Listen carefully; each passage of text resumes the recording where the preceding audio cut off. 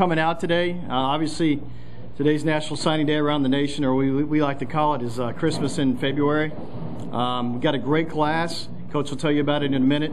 Everybody should have information. If you don't about this year's class, let me know. And now I'd like to introduce our head football coach, Curtis Johnson.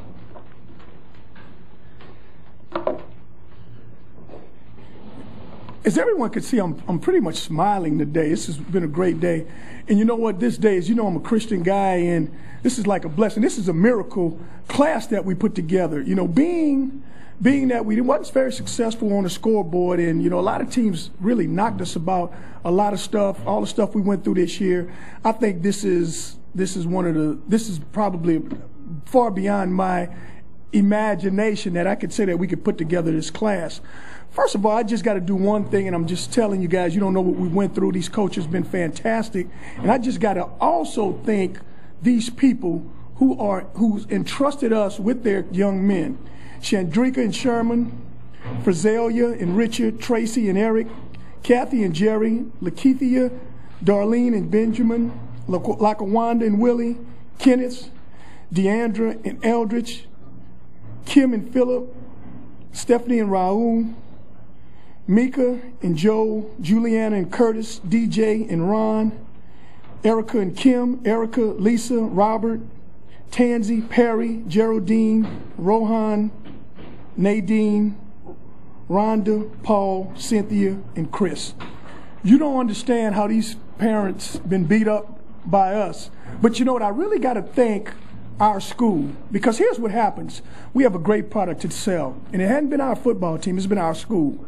Our school, the people, those professors, our president, our athletic director, they've done a fantastic job holding up the standards. Now we continue to get classes like this, we can hold up the standards too. We can win some games. We're great in business, we're great in law, we're great in a lot of things. We just got to get better in football. And I think this class is the start of it. These football coaches have been high and low, and they've been everywhere, and they also been local.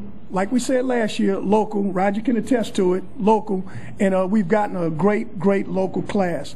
I love these guys. I love these coaches, and I want to thank every one of them, because this is a special class. If you have questions, please raise your hand. Can you get the bulldozers to stop? You know what? I'm totally joking. That's a bad thing, but that's a great thing. You know, that is a fantastic thing, because now we just don't have to tell people we're getting a new stadium. We can show them we're getting a new stadium. We can hear it. What's the highlight of this class? You know what? I think the highlight is just the athleticism, the ability. I think we kicked up the ability in this class. You know, just the people we lost guys to. You know, it's a marvelous class. You know, we got guys from all over the country calling our recruits late last night, and you know, I woke up this morning and my beautiful wife, she knew it was about 4:30 this morning. I said, where's the hiccup going to come from? I know it was a hiccup. I know there was going to be a hiccup. Somebody was going to sign somewhere else, but the ones we thought did, and some other ones we didn't think were going to sign, ended up signing with us. Give me an example of one you thought, you know, was that signed with you that you weren't quite sure. Tanzel Smart from Baton Rouge. I mean, he got the bums rush. Kenny Santa Maria, you know, Alabama let go, but everybody else began to come in on this kid, and, you know, he stayed strong with us. His dad did a great job. You know, Sherman Battier, he began to get the bums rush from John Curtis, and, you know, he just kept on staying. So, I mean, that was one in our day. You know, this kid here, his last 48 hours must have been terrible, but John just kept on plugging, and John did a great job with him. Coach, you talked about a lot of people taking shots at you. I assume you're referring to negative recruiting. And without mentioning schools, can you talk about some of the things that you thought that were objectionable? Well, I don't think it was really negative recruiting. I mean, it was the truth. We won 2 games. You know, when you're recruiting, and you got to use the truth. You know, you got to skew it however you can. They didn't care if we had a devastating injury. They didn't care, you know, that we were a new staff. We had a freshman offensive line. We had 13 freshmen playing. They didn't care about that. They just, you know, was the bottom line. We didn't win very many games. But I think to continue with these young men, I'm telling you, this is a great class. Yes, sir. You got 4 kids. Curtis. They're obviously used to winning. How important is that, bringing that kind of and I'm sure a lot of these other kids came from successful programs. How important is that to infuse in your team? Purposely, one of the criteria this year was to get winners. And one thing that we've done, like I said earlier, we had the Montana kid. One thing that was impressive about him, he won. All the kids from Curtis. You look down, we got the kid from Plant in Florida, won. Marley, Nico Marley, won. I think just the winning, bringing the attitude, it will inject us. It'll inject a little bit of sense of urgency into our program and a little bit of sense of just, hey, here we come. A little bit of swagger. This class was heavy on the offensive and defensive line, and a lot of big names here too. How big a priority is that? Vital. I've always believed from day one that you're going to win the football game. I was a receiver coach, but in the trenches. I think our offensive line recruits are fantastic.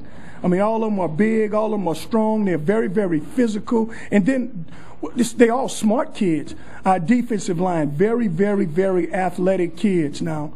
We got a defensive lineman from Bell Chase, Quinlan Carroll. He power cleans 250 pounds. I don't know if we got a guy on the team can do that. That's the kind of class. Chris Taylor, he's a power lifter, 400-pound bencher, 600-pound squatter. Those are the type of kids that we got to get accustomed to seeing, and we got them on our football team now. I know that last year at this time you told us that redshirting wasn't even a word. You knew that these kids were coming to play. Is the same true for these kids? I mean, they're showing up and you expect them to play immediately? Absolutely. I've made all of them one promise. If they don't do the things that I saw on tape, tackle, run, hit, and do those things, I promise them all they'll sit the bench next to me. That's the only promise I made to them. This is not a red shirt program. It never will be. This is a program that when you're recruited here, you're expected to play. And you're not wishing, we're not hoping. You are expected to come in here and you're expected to play.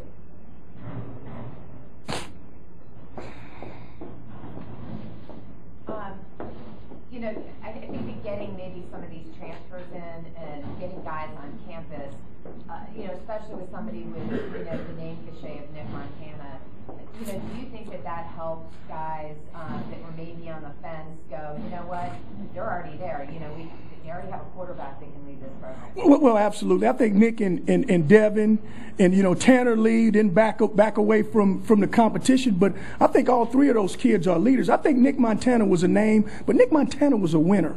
Nick Montana took a chance on us. He came down here and saw this place and saw us. He said, hey, I want to be a part of what you have. His mother, thank God for his mother, academics was very important. Joe just wanted him to throw the ball, just throw the ball. He's not going to throw it that much, Joe. We're going to run the ball some too. But I mean, you're absolutely right. Anytime you get a Montana name, and the pressure, a little bit of heat is on the kid, but I don't think so. I think he's cool as the other side of the pillow. Coach, I know you feel like you had a really good class, but if you would have had the couple of kids from Oak Perry Walker, it would have been even better. What is your feeling on that? How disappointed were you? Well, you know what? Here's recruiting. It's no different than, like you guys. You guys get one story or somebody else get another story. You just got to be able to fill in. We lost a kid from Oak Perry Walker. We got Tanzel Smart. We lost another kid, we got another kid. So you just got to be happy with what you got. I mean, I'm very thankful with the class we have. I mean, with these guys, the athleticism, just what we have is just spectacular. Can you talk? Do you have an idea going into? I know you started spring in less than 2 weeks. I think around 2 weeks. Do you have an idea going in as far as will it be Nick or will it be Devin because he was here, and then does Tanner leave and have a chance to come in? He gets here in August. How will you work that? Absolutely. Tanner Lee has a great chance of coming in. Here's what we're going to do. We're going to split the reps throughout spring ball. Both of those guys are going to get equal shot. We'll evaluate the tape just like we do every other position every day. It's going to be a strong evaluation. It's going to be a heavily competition. But competition is the thing that makes a program. I think in the past, for instance, last year, we didn't have very many competitive positions. This year, the way we're recruiting and the way we're getting guys in, it's going to be heavily, heavily contested. That running back position is going to be contested. Now that we got Chris Davenport, that defensive line is going to be a little bit tougher to compete with. So, we want a competitive program.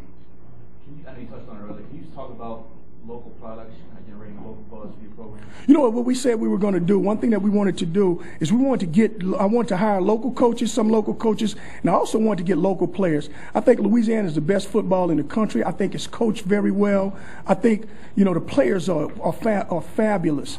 So what we had to do was we had to get our foot in the door where places where we probably couldn't have gotten into, but we just kept working and working and working. And then so those kids, they begin to come. We will always be a local program. This is not, Tulane will not be a national program. Now, we will have some sprinklings of some national kids like the Marley kid, the Townsend kid, you know, Tristan Cooper, but this is a local program. It's a local-based program. I got every coach in these offices. They have a local recruiting area, and we got to build better relationships with all these local coaches. Is the class done? Is there any that could be added from this point on? Well, yeah, if you know anything about me, I'm pretty greedy. You know, I'm just greedy.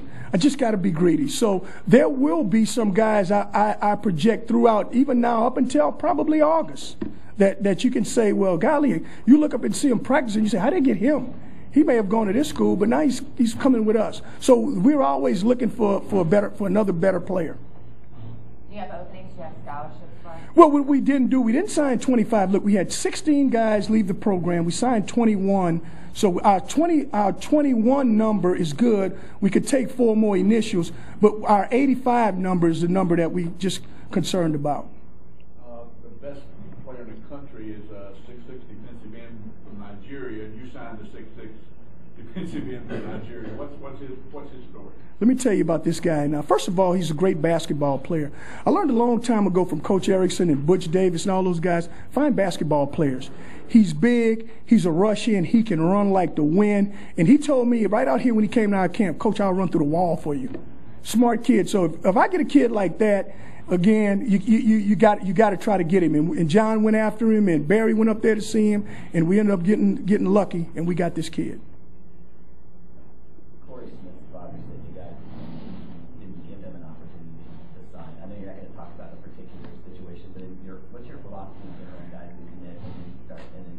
Well, the problem is if you're committed, you got a choice. I give them 3 choices.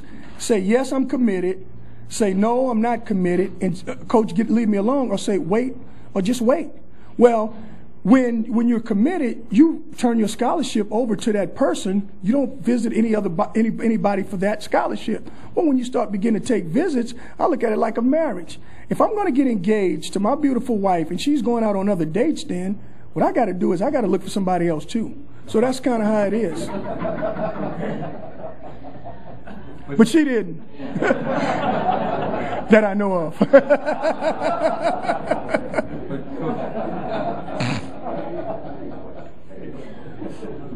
As a follow-up, do you think that sometimes that hurts you and maybe you're not in a position to do that all the time? Well, you know what? Like I said, you know, our philosophy is it may hurt us, but I think down the road, I think when a kid commits to us, they'll be pretty much serious about it, you know, because there were some other kids that want to go on visits, but they say, hey, coach, look, I'm serious about coming to Tulane. If you love your wife or if you love your girlfriend, you're not going to go date. Was there anybody, perhaps especially local, who wasn't on your radar, say in August or September, who you really discovered and really liked now? Well, I'm not going to say this kid was local, but this Jared Franklin kid, now he almost beat Evangel by himself. And if you can do that in the state semifinals, because they should have played Curtis at University High. And he was kind of on the radar. A lot of teams were on him, and I didn't know, and I quite didn't know. But I watched the Evangel. I was up late one night because I really can't sleep, and I was watching that Evangel game against U High. When I saw that kid, I said, hey, we got to get him. I thought he's going to be a fantastic football player. Anyone else? Schedule came out yesterday as well. When you couple this signing class with what the schedule looks like, there's a lot of opportunity. You know, I know in your mind there's numbers there. Talk about the schedule. How many wins? You know, obviously you can improve. Wow. You know what I think about the schedule? I think it's a fantastic schedule. It's a good schedule. I don't know if it benefits us or not. I think we're going to play hard. We're going to come out. We're going to be much better and much more prepared. I think what the schedule does, though, it lends us to know early on in our football season that you got a chance to win some games, and you got 3 tough games on the road. You know, and so after those 3 tough games, you know a little bit about yourself, you know a little bit about your team. So, but I really do like the schedule. I like what we did with the schedule. It was really good. You like to break those road games up a little bit, but we couldn't. So, but hey, I just like it. I just want to thank everybody. I can really, I just want to say I got one injury. When I was wearing that Super Bowl ring all during recruiting, every time somebody shake my hand, it just broke my knuckles. And I can start wearing my wedding ring again because I had my national championship on this hand. So my wife, she'll be thankful for that. Any questions on anything? Thank you, guys. Thanks, guys.